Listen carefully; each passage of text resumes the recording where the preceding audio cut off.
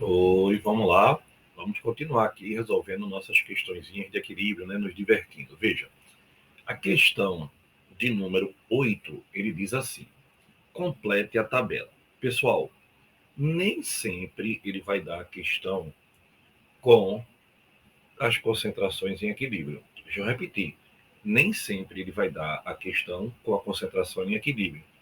Toda reação tem três momentos: o início, o quanto reage, deixa eu mudar aqui a cor, né, porque ficou muito claro, o quanto reage e o equilíbrio, que é o final da reação. Então, toda reação vai ter o quê? O início, o quanto reage e o final da reação, que é o equilíbrio. Então, veja, aqui ele me dá alguns dados, ele tem que me dar alguns dados para a gente poder caminhar, né? Ele me diz que tem no início 1 e que no equilíbrio terminou com 0,75. Pessoal, veja, eu tinha 1 no início e terminei com 0,75. Isso quer dizer que reagiu quanto? 0,25. Então, eu posso garantir que reagiu quanto aqui? 0,25, que é a diferença entre o que eu tinha no início e o que eu terminei a reação. A minha proporção aqui, ó, é 1 para 1 para 1. Então, se aqui reagiu 0,25, aqui também reage 0,25 e aqui também reage 0,25, já que a proporção é 1 para 1 para 1. Lembre-se, reagente geralmente é o que é gasto e produto geralmente, eu digo geralmente porque depende do sentido da reação, né? É o que é produzido, então é somado. Eu não tinha nada, terminei com 0,25. Eu não tinha nada, terminei com 0,25.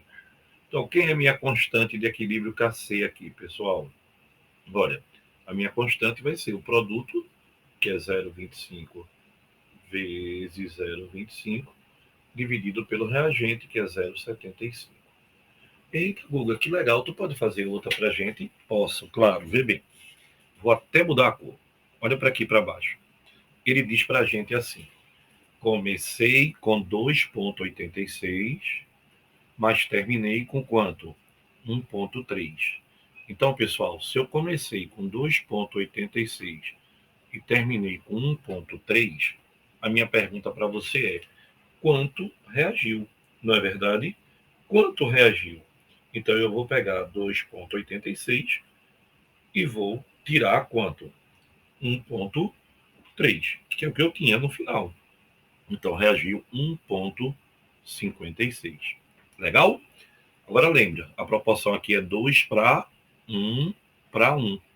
Então, se 2 produz 1, 1,56 produz a metade, que é quanto? 0,78 e 0,78. Pessoal, no produto eu não tinha nada, então no final fiquei com o que reagiu, não é isso?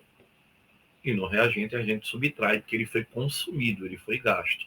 Então, quem é minha constante de equilíbrio? Exatamente. Produto, que é 0,78 vezes 0,78, dividido pelo reagente, que é 1,3 ao quadrado. Então, pessoal, lembre-se, nem sempre ele vai dar no equilíbrio, tá bom? Por exemplo, outra questão interessante é essa. Analisando os valores das constantes de equilíbrio em função das temperaturas, indicar se o sistema N2 mais 3 mols de H2 produzindo 2 mols de amônia, todos no estado gasoso, é endotérmica ou exotérmica. Veja, à medida que a temperatura está sendo elevada, a constante também está aumentando. Olha isso, é bem claro, né? Então, pessoal, quando a constante aumenta com a temperatura, é porque a temperatura está produzindo mais. Ela está fazendo com que a reação tenha uma maior quantidade de produtos. Quanto maior o produto, maior a constante, já que a constante é dada pelo produto dividido pelo reagente. Então, quando a temperatura e a constante aumentam ao mesmo tempo, o processo é endotérmico, ou seja, é um processo que está ganhando calor. Já no segundo exemplo, a temperatura está aumentando, mas a constante está diminuindo. Não é verdade? A constante está diminuindo. Então, pessoal, se a temperatura aumenta e a constante está diminuindo, você vai ter o quê?